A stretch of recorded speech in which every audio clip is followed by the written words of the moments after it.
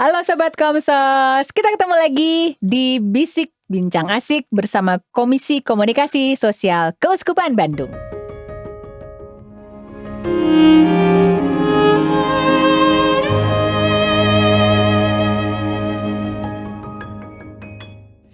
Di Bisik kali ini saya Rosa akan ngobrol dengan seorang Romo yang jauh-jauh datang karena Komsos kan di Bandung. Ternyata Romo ini berdomisili di Ciamis. Halo Romo Gatot. Halo. Sehat? Sehat setelah perjalanan Dari Ciamis. dari Ciamis. Naik apa? Naik mobil. Kalau misalnya nggak mobil bisa pakai apa sih kalau dari Ciamis ke Bandung? Pakai travel ada, pakai bis bisa, kereta juga bisa. Kereta. Kereta. Kereta juga bisa ya? Itu Bisa. turun di mana? Di Turun di stasiun. mana? Naik di iya di stasiun. Naiknya di mana? Naiknya di stasiun Bandung, Enggak, kalau dari di Ciamis? stasiun Ciamis. Jadi itu Ada ya? kereta yang dari Jawa Tengah mau ke Bandung sebenarnya. Dan kita Perasaan bisa. seumur-umur saya naik kereta nggak pernah memperhatikan, kayaknya sih nggak pernah memperhatikan, mungkin ada tapi saya nggak perhatiin stasiun Ciamis ya. Iya, Berarti bisa juga ya? baru beberapa mungkin setahun 2 tahun belakangan ini. Baru aktif lagi si Biasanya dilewat stasiunnya. doang. Oke. Nah, kalau saya waktu pas masih muda dulu ya, sekarang masih muda juga sih. Kalau naik kereta itu memang menyenangkan soalnya banyak ngelihat pemandangan, lebih terus nggak kena macet juga. Kalau misalnya dari Ciamis ke Bandung naik kereta berapa jam berarti? 3,5 jam. 3,5 jam ya? Berarti naik keretanya bukan kereta malam ya, Mbak?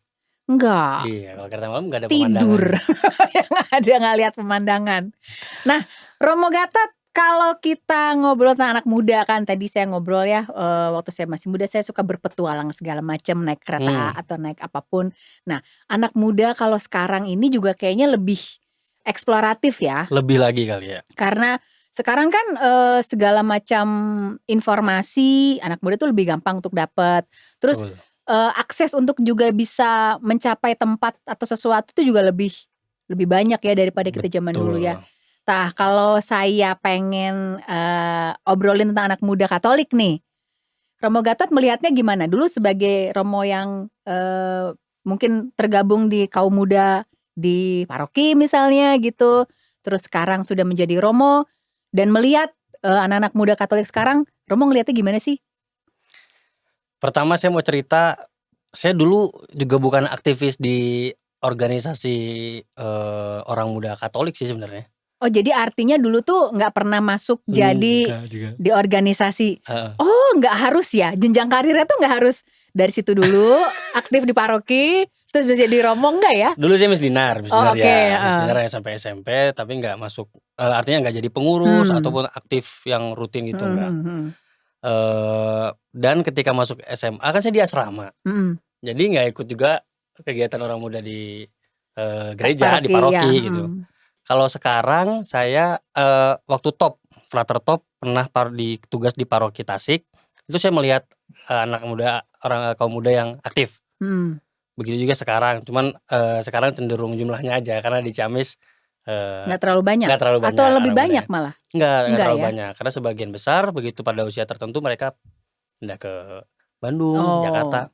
Tapi melihatnya gimana? Apakah perkembangan atau kegiatannya itu lebih banyak dari waktu Romo muda gitu ya, belum menjadi Romo gitu, atau sekarang setelah menjadi Romo kegiatannya tuh jadi lebih variatif atau justru lebih sedikit gitu? Pertama, setiap daerah itu pasti punya karakter sendiri ya. Di luar kota Bandung pasti berbeda karakternya dan bentuk-bentuk kegiatannya. Kalau yang saya lihat sebenarnya anak muda sekarang lebih variatif. Lebih variatif. Seperti perkumpulan atau perjumpaan itu bisa macam-macam bentuknya. Walaupun itu acara gereja, tapi temanya macam-macam. Misalnya beberapa waktu lalu di Bandung Selatan, di Karet Bandung Selatan ada pertemuan lintas agama, tapi temanya sex education gitu loh. Tapi lintas agama. Padahal di usia remaja itu kan berarti banyak segmen, banyak aspek yang bisa dipakai atau untuk mengumpulkan orang muda. gitu. Ya sih memang kalau jadi anak muda itu biasanya memang ide itu kan banyak sekali ya. Betul. Namanya juga orang yang penuh dengan keingintahuan, terus udah gitu juga gejolak mudanya, dan kayaknya semua ide itu buat mereka kenapa sih nggak boleh, kenapa sih terbatas apa segala macam. Nah, tapi kalau melihat dari misalnya anak-anak muda ini, memang apakah harus setiap ini diwadahi gitu? Seperti tadi kan bilang, ini contohnya bikin seminar sex education lintas agama, mungkin kan kalau untuk sama yang tua-tua nggak kepikiran gitu. Nah, apakah semua si ide-ide ini harus diwadahi, diakomodasi, dituruti gitu? Sebenarnya ini kan energi ya, Mbak ya. Energi berarti potensi. Ya. Sebenarnya gereja bebas aja, gereja ataupun orang tua itu bebas aja mau mewadahi atau enggak. Tapi kalau nggak diwadahi sayang loh. Ya. Karena ini energi potensi yang bisa bantu juga mengembangkan si anak-anak itu sendiri yang adalah bagian dari gereja. Gitu. Jadi baiknya sih memang diwadahi energi ini gitu. Nah, kira-kira ada kendala nggak dari yang maksudnya kan mewadahi ini kan bagaimanapun si anak muda selalu harus minta pendapat atau juga mungkin minta pertimbangan sama yang tua-tua. Misalnya kalau di gereja itu seperti dari dewan parokinya seperti itu. Nah, kadang-kadang apakah dari dewan parokinya itu bisa oke deh karena memang mengerti bahwa anak muda itu seperti itu nggak atau selalu memang. Nah, pakemnya tuh nggak begini gitu loh. Tapi bagus bahwa nggak ada pakem. Artinya kita memang berhadapan sama manusia. Ya. Berhadapan sama manusia resikonya adalah yang nggak bisa selalu sama semuanya gitu. Nah, butuh orang-orang ya entah itu pasturnya atau dewannya, orang-orang yang emang punya concern ke anak muda. Kadang mungkin melelahkan gitu, mengikutin maunya anak muda, kadang-kadang semangat. Ya. Lagi berantem sama pacarnya terus hilang-hilangan. Nah, butuh orang yang satu bisa menemani, punya hati, lalu juga bisa menjadi jembatan dengan antara anak muda sama ya entah mungkin golongan tuanya atau romonya gitu. Yang bisa menyampaikan aspirasi. Kadang kalau langsung mungkin terjadi benturan atau penolakan ya kadang-kadang terjadi sih kayak gitu.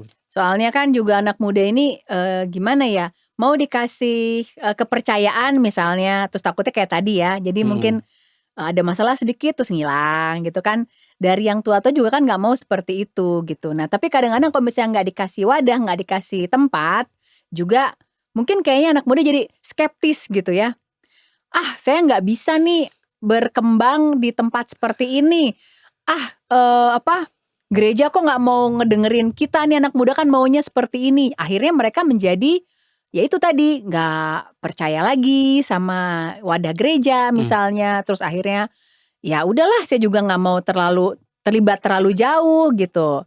Gimana nih Romo Gatot? Nah, saya nggak tahu apakah ini adalah warna dari generasi muda sekarang ya. Saya juga masih muda sih. Iya. Kalau Romonya muda sih kayaknya gampang gitu ya. Bisa sebenarnya bisa. Ya kurang lebih 2 tahun ini kan kita keuskupan kita juga concern ke orang muda ya. Dan itu kelihatan sih dari program-program aktivitas yang dilakukan. Cuman warna generasi sekarang ini mungkin soal karena banyak pilihan.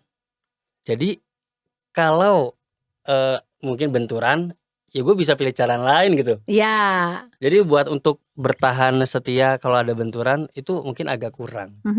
Misalnya tadi ya, mau bikin kegiatan apa, ngajuin, entah dananya nggak turun, entah ditolak idenya, habis itu pundung. Ya. Gitu.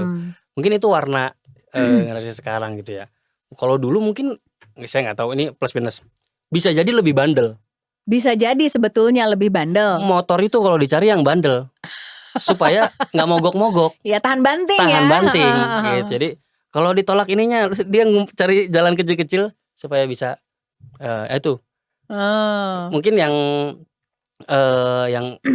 terjadi di gereja-gereja kita juga mungkin ya. Ketika ada benturan-benturan seperti itu lalu muncullah krisis kepercayaan. Jadi anak muda nggak percaya ya karena nggak dapat kepercayaan, lalu juga mungkin bisa jadi nggak percaya sama diri sendiri. Oh ternyata gue nggak bisa, kayak gitu. Nah itu berarti dari kitanya ya, artinya nggak cuma dari, kalau sebetulnya kalau dia berkembangnya di gereja, paling nggak gereja bisa bukan apa ya, membuat supaya mereka jangan pundung, tetap percaya diri gitu. Enaknya gimana? Mereka nih diarahkannya bagaimana gitu loh? Gini, kadang-kadang kita jatuh ke mengobjekkan kali ya, mengobjekkan anak muda. Udah kita bikin program, tinggal yang jalanin anak muda. Oh, jadi sebetulnya kalau biar mungkin karena dibikinin program supaya cepet beres gitu, anak muda tinggal menjalankan gitu. Ya, yang menurut saya ya, saya ngobrol sama teman-teman lama juga, yang lebih penting tuh membuat formasi ya. Formasi itu apa ya? Bukan formasi menyerang, berbaris bukan ya. Formasi itu memberikan pembentukan ke si anak, ke kaum muda kita gitu. Caranya tuh macam-macam, melibatkan, mengevaluasi, termasuk pembentukan rohaninya, diajak retret, diajak berefleksi. Jadi memang bukan yang yuk kita bikin kegiatan udah cukup gitu. Nggak bisa kayak gitu, memang bertahun, apalagi kayak kami nih di pinggir ya. Di pinggir tuh maksudnya jangan bilang di pinggir dong. Di pinggir kota gitu. Kadang kita mau membangun apa katakanlah komunitas kaum muda, nanti mereka di usia tertentu pergi. Kadang-kadang gitu juga dari pihak gereja, ngapain sih? Jadi kayak repot-repot bikin dari awal, toh akhirnya ntar pergi juga gitu ya. Dari sudut itu ya jangan juga. Ya nggak apa-apa kalaupun kita investasi di anak-anak muda supaya mereka bisa punya kapasitas, punya kemampuan, lalu setelah itu dia pergi entah ke mana, ya nggak apa-apa. Itu juga gereja, itu juga bagian gereja yang mesti kita tumbuhkan gitu. Nah, siapa tahu nanti mereka pindah kuliah di Bandung, aktif di gereja di Bandung ya, it's okay kan? Iya, gitu. iya, betul. Jadi dari pihak gereja jangan takut untuk invest di anak-anak, menumbuhkan lewat berbagai program berkelanjutan ya. Ya, karena namanya juga anak muda kan masa depan gereja juga ya. Masa depan bangsa juga gitu. Nah, tapi kalau ngelihat anak-anak sekarang, anak-anak kaum muda gitu ya, yang mereka masuk ke satu tempat untuk bisa mengembangkan diri, kan sebetulnya juga mereka harus mengembangkan diri sebagai anak muda. Dan mungkin yang dicari adalah wadahnya yang paling dekat adalah gereja.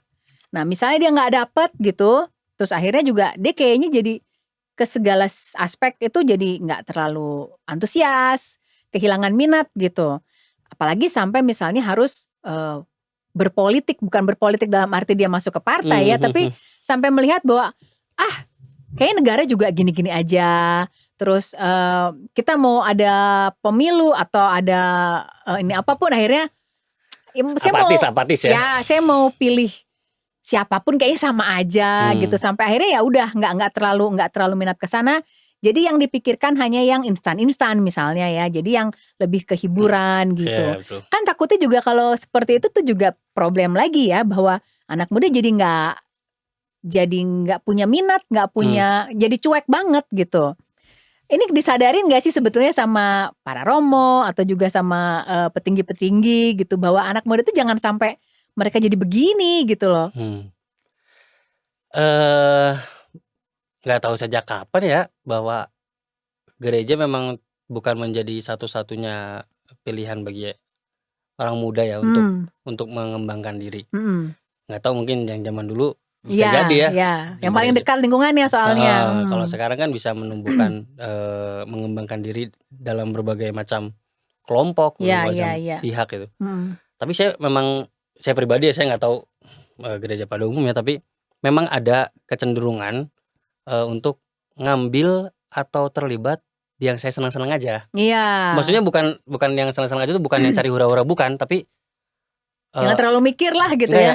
Yang concern saya Tapi karena kalau misalnya tadi kita ngomongin soal politik ya, keterlibatan di publik, itu kan kita kadang nggak bisa milih. Saya hobi basket, udah saya hidup saya basket aja. Nah kalau di masyarakat nggak bisa kayak gitu, kan? Menumbuhkan kepedulian ke orang kan nggak bisa kayak gitu. Jadi nggak harus yang kita maunya situ atau kita senengnya di situ, ya hanya itu aja yang dipilih. Padahal kan dia harus juga memikirkan yang lain gitu. Ada, artinya ada kecenderungan seperti itu sih anak-anak muda. Ya mungkin bukan anak mudanya aja sih. Tapi maksudnya sayang kalau anak muda berhenti di situ gitu. Iya, Harusnya iya, iya. harusnya dengan kepedulian mereka dia bisa mengembangkan diri, dan itu yang sedang kita garap dengan fokus pastoral sebenarnya di Keuskupan Bandung. Dengan menjadikan orang muda subjek ya, yang mau bertumbuh, memberikan kesempatan kepada mereka untuk terlibat, Ya. memberikan diri. Nah, itu yang ingin kita sasar sebenarnya.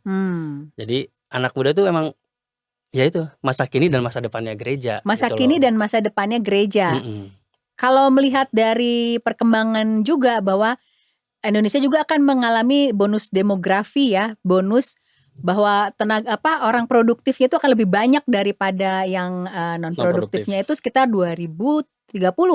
Bentar lagi kan berarti. Nah, kalau ini nggak dimanfaatkan baik-baik, ya jangan sampai yang produktif yang nggak bisa jadi apa-apa juga gitu, malah jadi beban juga gitu.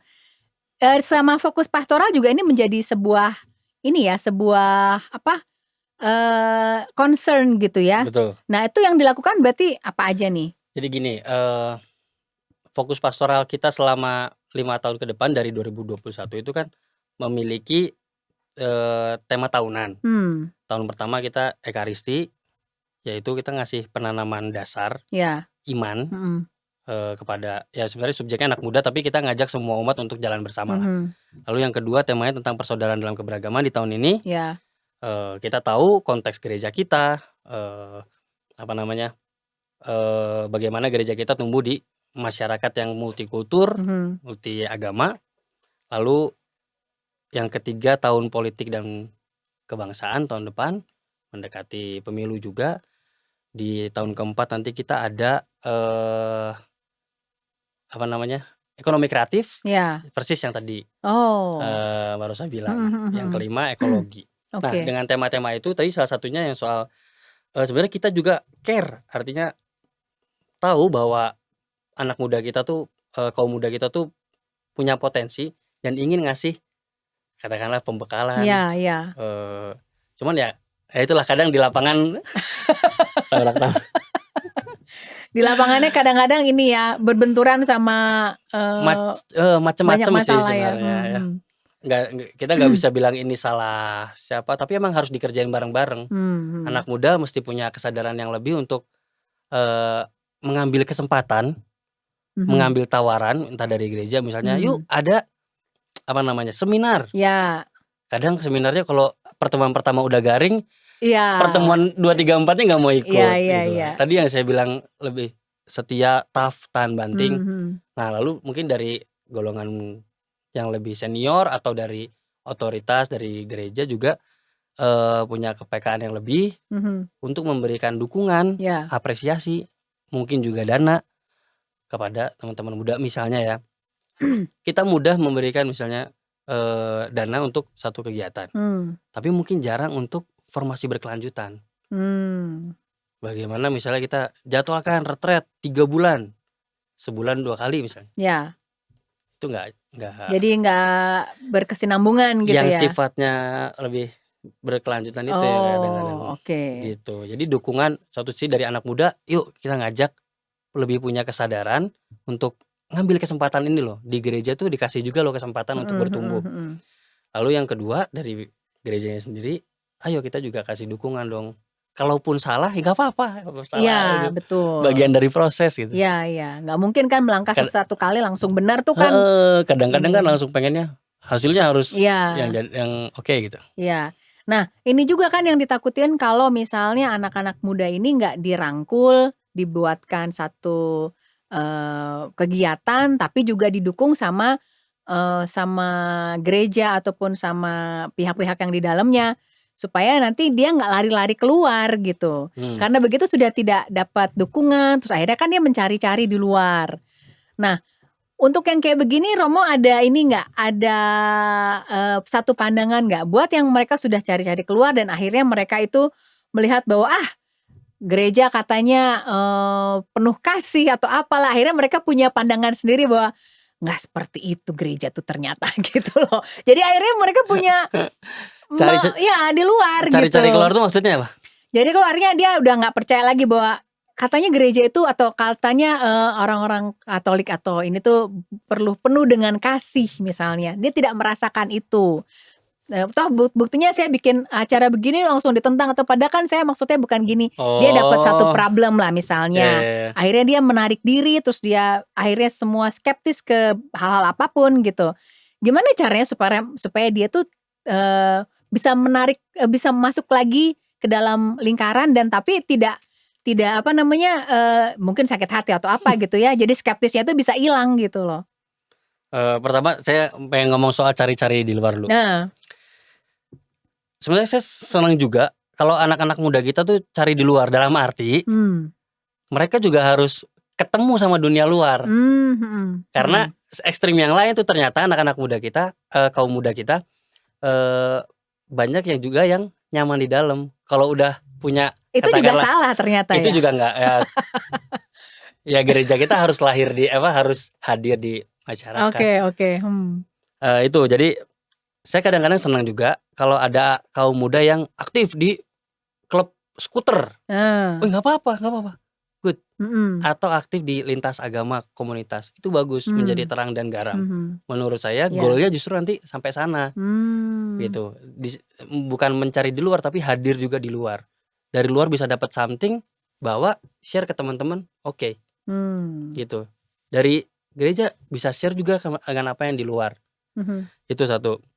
Lalu yang kedua tadi soal ketika ada kekecewaan. Di tataran praktis di tataran praktis pengalaman memang tidak terhindarkan. Maka salah satu strategi yang bisa digunakan adalah fokus membangun komunitas, persaudaraan. Maka ketika konflik yang tidak terhindarkan itu terjadi, ada komunitas yang meng-backup. Artinya ya ada yang tetap bisa ngasih support. Mungkin nggak langsung pulang ya. Kepercayaannya tidak langsung kembali gitu. Tetapi tetap ada yang nemenin dia waktu dia ngambil jarak di luar. Sampai akhirnya ngasih support buat dorong lagi ke dalam. Bahwa pengalaman itu tuh nggak mewakili semua persepsimu tentang gereja gitu. Generalisasi enggak yang seperti itu. Gitu. Untuk ngasih pandangan lain lah minimal. Kadang ketika kalau lagi konflik tuh langsung tutup semua. Pokoknya lu begitu. Iya. Gitu. Jadi persaudaraan menurut saya salah satu strategi yang bisa digunakan adalah bangun dulu persaudaraannya. Jadi ada yang backup. Tadi saya tertarik sama Romo bilang bahwa sebetulnya keluar pun nggak apa-apa karena justru itu adalah intinya bahwa kita menjadi garam dan terang dunia tuh di situ ya. Nanti dipotong ada keluar nggak apa-apa tuh maksudnya? Enggak ada yang motong. artinya bahwa memang nggak cuma di dalam aja jago kandang lah gitu ya, tapi juga kita keluar untuk bisa bahwa bagaimanapun kan selain kita sebagai warga gereja kan kita juga sebagai warga bangsa betul. Bangsa Indonesia dan kita nggak mungkin juga hanya di dalam aja, kita juga harus memperlihatkan bahwa kita nih sebagai orang Katolik sebagai anak muda Katolik, kaum muda Katolik itu harus bisa juga memancarkan bahwa kita menjadi garam dan juga menjadi terang di lingkungan di luar gereja gitu. Kadang-kadang kan ada yang merasa takut juga untuk menunjukkan identitas kekatolikannya di masyarakat gitu. Iya betul. Nah itu juga sering terjadi lah. Karena ada rasa takut untuk keluar sebenarnya. Ketika di dalam wah nyaman tapi. Nah itu gimana caranya supaya ini juga harus ditumbuhkan karena sekali lagi dia kan juga sebagai penerus bangsa, sebagai yang meneruskan bangsa ini supaya tetap bersatu dan menjadi maju ke depan untuk bisa lebih baik lagi generasinya gitu. Tapi gimana sih punya ini juga nggak supaya mereka juga di luar sebagai garam dan terang ini juga nggak cuma nggak cuma bersama-sama dengan orang lain tapi juga punya kesejajaran gitu. Betul, karena ada dua hal yang berbeda ya. Orang yang senang nongkrong di luar sama orang yang datang sebagai orang Katolik tapi hadir di luar itu beda lagi. Ya karena bisa juga anak-anak kaum muda kita ada di komunitas apapun tapi mungkin tidak sebagai atau perwakilan dari gereja Katolik hanya tim hore aja gitu loh. Kan. Atau kumpulan hobi aja gitu bisa juga sih. Gini. bisa jadi keluarga Ya. satu itu menjadi keluarga tuh kan ecclesia domestika, gereja rumah tangga. Maka banyak sekali hal terbentuk di keluarga. Ada kaum muda yang ketika dia aktif udah punya modal bekal yang cukup. Supel, aktif, inisiatif. Oke, itu gampang. Tapi ada juga yang kaum muda yang tidak seperti itu. Nah, gereja sebenarnya sebagai sebuah gereja perlu menjadi fasilitator. Menjadi fasilitator. Betul. Caranya? Pertama, romonya juga. Oke. Namanya juga kepala pastor ya, paroki ya. Ya, pastornya juga harus menjadi contoh dong. Kalau misalnya mau anak-anaknya hadir di masyarakat, pastornya hadir nggak di masyarakat, misalnya gitu. Ya kan? Ngajak nggak sih? Diajarin nggak, dituntun nggak gitu. Salah satu program di tahun ini 2022 Fokus Pastoral, kita kan bikin camping halaman. Camping hangat lintas iman. Oh iya. Nah, camping itu mengundang rekan lintas agama dari sekitar paroki. Gimana caranya? Peserta didampingi seksi HK, didampingi HK boleh di itu? Hubungan antar agama dan kepercayaan, dan seksi kepemudaan, atau lewat romo parokinya menunjukkan siapa sih rekan lintas agama di paroki saya. Nah, itu yang diundang. Nah, ini kan sebenarnya ada rantai yang jelas gitu. Romo paroki kan biasa ada di FKUB, tahu siapa-siapa rekan kita gitu. Sihak, sikap. Jadi gitu, Mbak, sebagai sebuah gereja dari kepalanya ke tangan kakinya sampai ke tadi anak muda, calon kaum mudanya ini. Oke. Jadi itu yang harus digerakkan semuanya, karena anak muda sendiri juga kalau misalnya dia hanya bergerak sendiri, nabrak-nabrak nanti nggak ngerti gitu. Berarti dari kepalanya juga harus memberikan fasilitas tadi ya. Memfasilitasi. Supaya bisa nanti begitu terjun di dunia luar, tidak hanya sebagai tim hore, tapi juga bisa menjadi ya garda depan gitu ya. Garam dan terang itu Garam sih. dan terang tadi gitu. Nggak selalu harus jadi leader atau jadi bikin komunitas, enggak. Tapi ngasih rasa. Ngasih rasa itu penting. Misalnya Karang Taruna RT berapa mau bikin kegiatan ini, tapi ketika ada kehadiran satu orang muda Katolik, oh bentar, kita mungkin jangan cuma bikin pentas seni tapi baksos. Ini nih, ketika dia mengusulkan baksos dan itu kekasan Katolik bisa terwartakan di situ. Jadi kayak gitu contoh-contohnya lah, Mbak. Jadi memberikan rasa itu memberikan tadi. rasa untuk mereka yang ada di luar. Oke. Nah, tapi gini juga Romo ya, kalau misalnya ya, apakah mereka punya kekuatan atau keberanian kadang ya di dalam masyarakat yang di luar ini menampilkan rasa, menjadi garam, menjadi terang. Kadang-kadang saya harus memperlihatkan nggak sih bahwa saya itu Katolik gitu. Artinya haruskah saya terbuka? Takutnya gitu kan. Penerimaannya jadi beda gitu. Nah, itu mereka harus dibekali juga dengan apa gitu?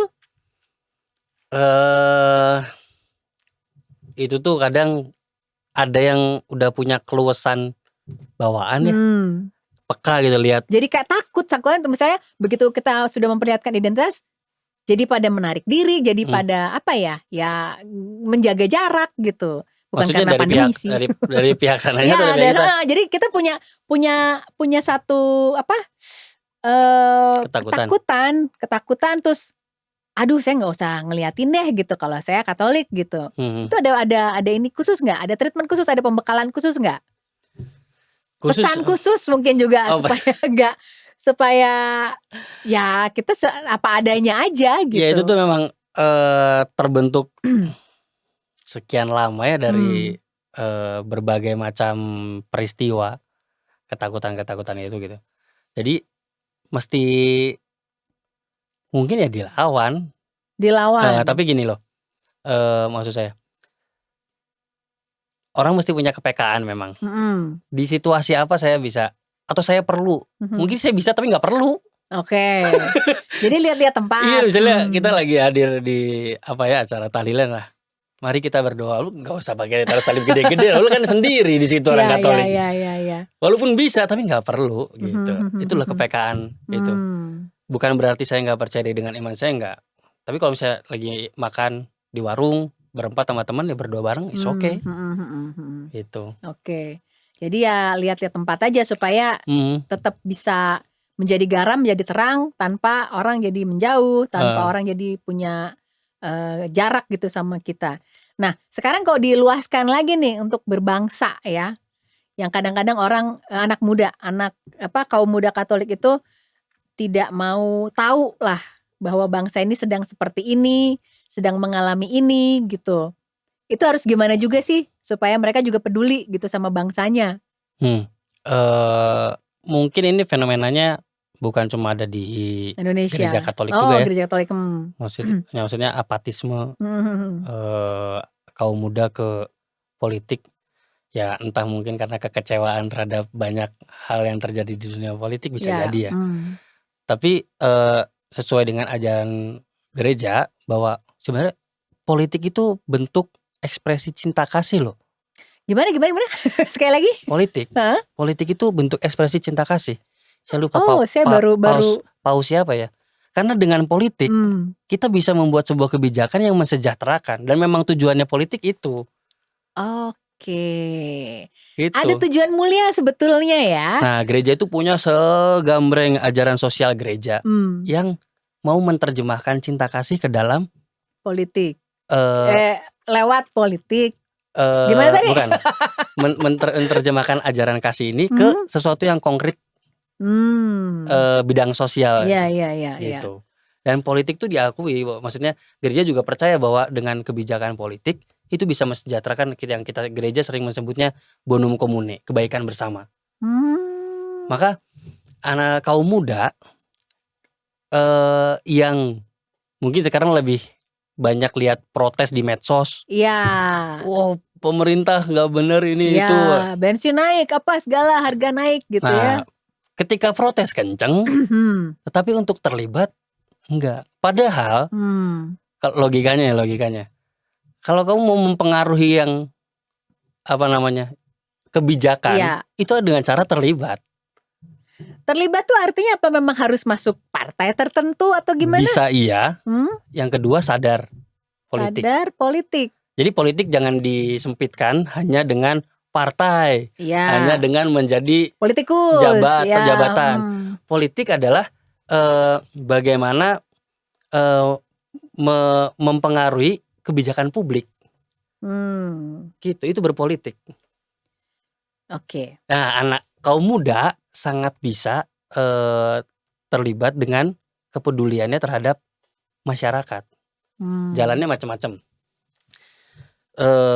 Terlibat di komunitas lintas agama, itu bisa jadi salah satu jalan bagi mereka untuk satu care. Apa ya sih fenomena yang sedang terjadi di Indonesia?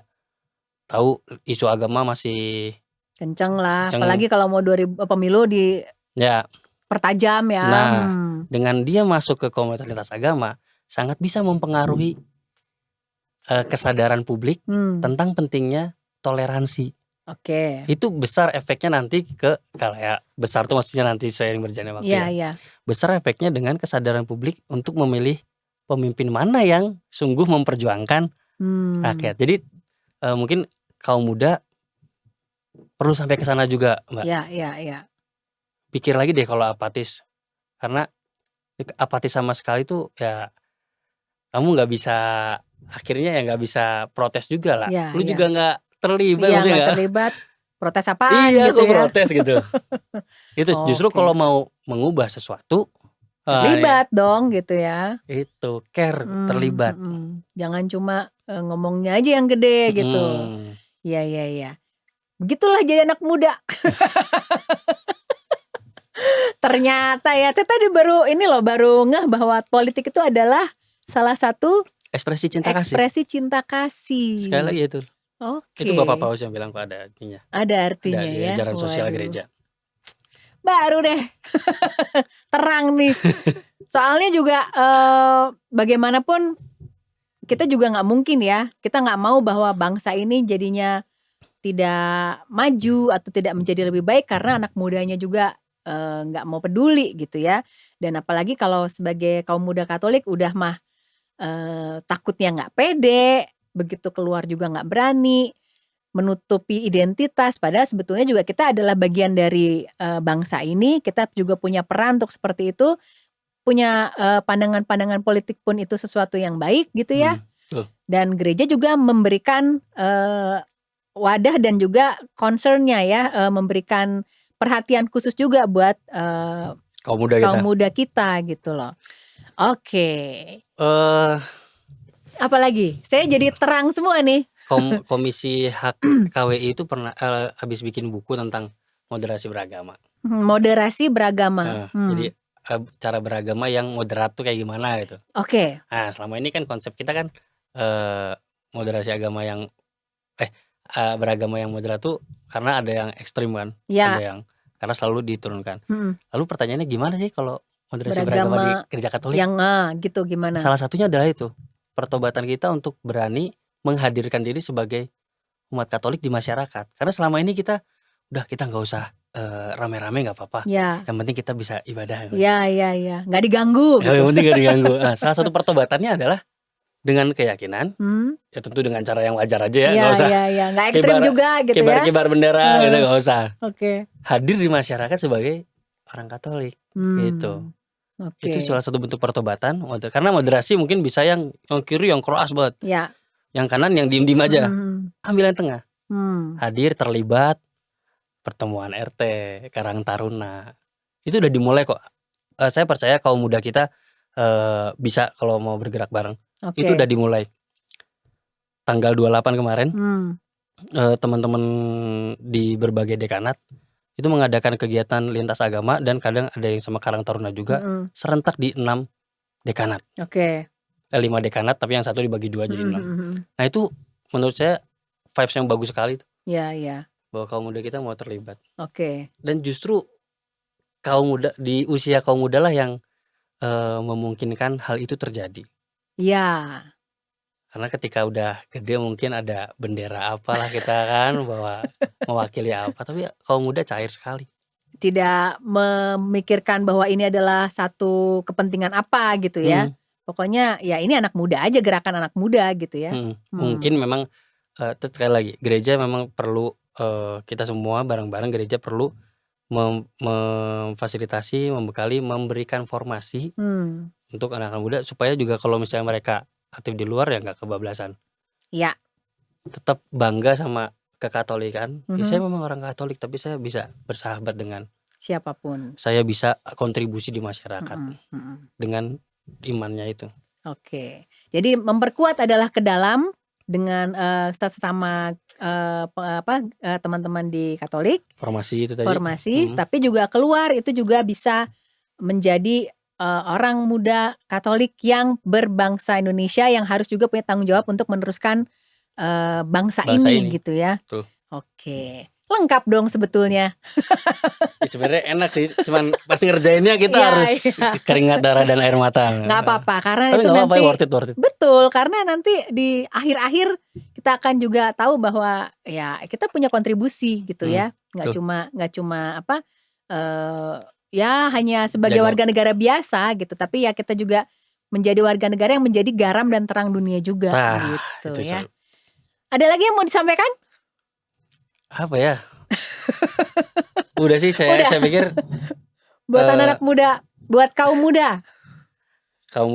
Saya karena terlibat di Fokus Pastoral ini saya mau bilang sejujurnya saya kagum sama kaum muda kita sekarang.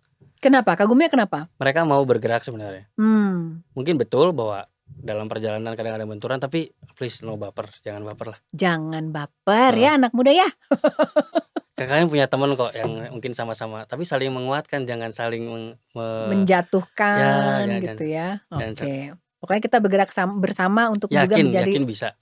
Keren orang muda, kaum muda kita keren lah. Iya. Oke lah, orang Roma juga keren gini. Yalah kalau Romo nggak keren, nanti anak muda nggak keren juga. Romo Gatot terima kasih banyak ya. Nanti kita ketemu lagi kapan-kapan dan sukses buat Fokus Pastoral bersama dengan anak-anak mudanya, dengan kaum mudanya. Terima kasih buat Sobat Komsos yang sudah menyimak. Kita akan ketemu lagi di Bisik di episode selanjutnya. Dadah.